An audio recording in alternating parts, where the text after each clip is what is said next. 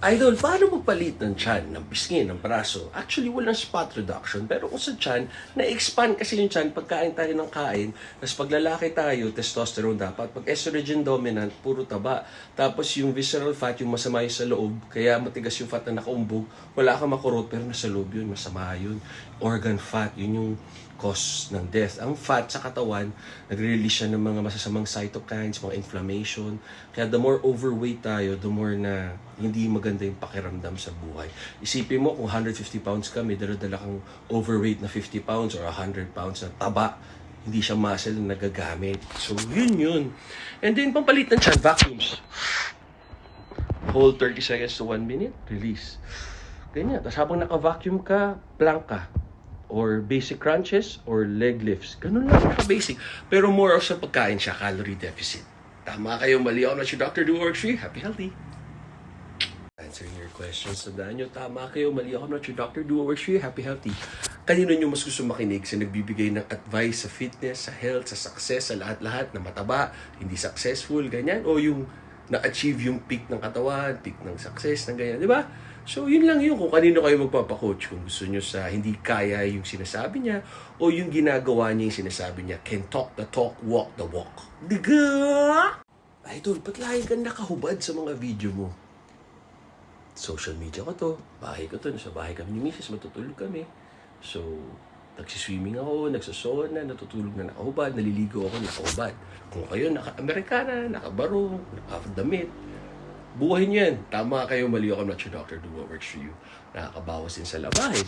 Minsan naman, nakapajama ako. Ganun. Pero pag naliligo, nag-gym, talagang nakahubad ako. Pero minsan sa gym, naka-shorts, tsaka naka-t-shirt. Kasi minsan, yung pawis madulas, dumudulas ako pati sa stretching. Pero masarap. Subukan nyo yung nakahubad kayo, nag-yoga kayo, nag-weights, tiyatama kayo ng araw, nag-swimming kayo sa dagat, sa ilog, o sa swimming pool nyo. Tapos kayo lang ng misis mo, sarap kaya, diga? So yun, naintindihan ko ano ba kung may galit kayo sa katawan ko, or naiinggit kayo, okay lang yun. Ganun talaga eh. That's life. Tandaan nyo, pag may naiinggit, ibig sabihin, nasa taas kayo nila. Idol, yung sodium, yung baking soda, kumbaga, sodium bicarbonate, paano i-take yun? So, pwedeng sea salt or Himalayan salt o kung anong salt gusto mo, ilagay mo sa 1 or 2 liters ng jug, pinch lang, tapos konti lang, or kung sa teaspoon, parang 1/4, ganyan, depende sa pawis mo. It prevents lactic buildup. Ano yun yung dumi ng muscle after yung nagbo-burn. So kung matagal tayo, kumbaga marathon runner tayo, high reps tayo, or madali lang bumigay yung lactic acid buildup mo, nagbo-burn. Pag nag-high reps ka or nag-drop set ka, malaking tulong yan. Cheap man's creatine. Pero iba pa rin yung creatine. Iba rin yung benefits ng sodium bicarbonate or tinatawag natin na baking soda. So kung may budget o ano kaya, ihalo mo sa, hindi sa baso lang, sa litro ng jug, sa sip-sip mo. So, I hope nakatulong ako sa inyo. Tandaan nyo, tama kayo. Mali ako, not your doctor. Do or tree. Happy healthy, guys. God bless. So, yung ilang beses kang mag-workout sa isang linggo, sa isang araw, depende sa recovery mo. Ako ngayon, na 46 na ako. Hindi na ako 16. Hindi na ako 24 nung kasagsagan ng katawan ko. Hindi ko na kayang mag-recover. So, the most sa gym, 1 to 2 hours kasama na warm-up dun, stretching, tsaka cool down. Ngayon sa cardio, hindi na ako makatakbo dahil nagkaka-Baker cyst, ACL, MCL, meniscus injury, tsaka surgery. Backwards walking, sobrang low intensity. Nanonood ako ng mga podcast, nagbabasa ako ng mga libro, mga 1 or 2 hours, or nagagawa ng kanta, or mga business calls, ganyan. So, ganun lang. Pero okay yun. So, do what works for you. Kanya-kanya eh. Parang sa diet. Parang pag tinanong ano pinaka-okay na diet, yung pinaka-okay na diet, yung gagawin mo. Ano pinaka-okay na workout, yung gagawin mo. Useless lang kung di ka consistent. Yun lang. Okay, God bless guys. I hope nasagot ko mga tanong nyo.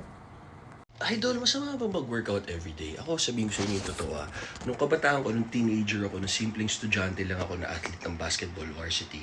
Basketball ako mula 7 a.m. hanggang 4 p.m. Hanggang 14 years old, 15. 16 na-discover ako sa commercials. Nakabili ang kotse, bahay. Nakapag-membership ako sa gym. Hanggang sa nabigyan ng libre sa mga gym membership. Dahil commercial model, international model. Once a day ako, wala nangyari. Papalakas kain ko 2 to 3 times a day. Boom, bitak. Pero ako yun.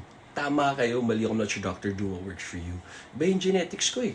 Pag powerlifting, ang laki ko, di maganda, parang Ninja Turtle. Pag high reps, 10 to 15 reps, 25 reps, proper form, time under tension, yung minutes para matapos may exercise, yung seconds, maabot ng 1 minute 30, talagang rip na puro ugat. Tapos nag-vegan pa ako, nag-carnivore ako, nag-work yung balance, carbohydrates, protein, tsaka fat. Hi guys! Natulog ako, fasted 8 hours, nag-workout ako, nag-cardio, nag-swimming kami ni Mrs. Valentine's date, and then muwi, nag-ano kami, sauna and cold plunge. Ayan. Sauna. So fasted ako ng 12 hours, napabilis dahil empty stomach, ano lang, kaping barako lamang, pang-workout. And then, tubig with baking soda or asin, okay na yun. 0 calories. Tandaan nyo, tama kayo, mali ako, not your doctor, do what works for you, happy, healthy. Kung di nyo kaya mag-cold plunge, wag, baka sipunin kayo. Unti-unti. Yung sauna ko, 15 minutes, naka 70 degrees Celsius. Tapos, 20 degrees Celsius naman yung cold plunge, 1 minute, 3 times. So yun, para nag-tight yung skin, rejuvenated, lalo na after cold plunge. Pag after sauna, nangihina, parang nag-cardio. Anyways, yun, autophagy, burns fat. Tama kayo, mali ako, not your doctor, do what works for you. Happy, guys, God bless.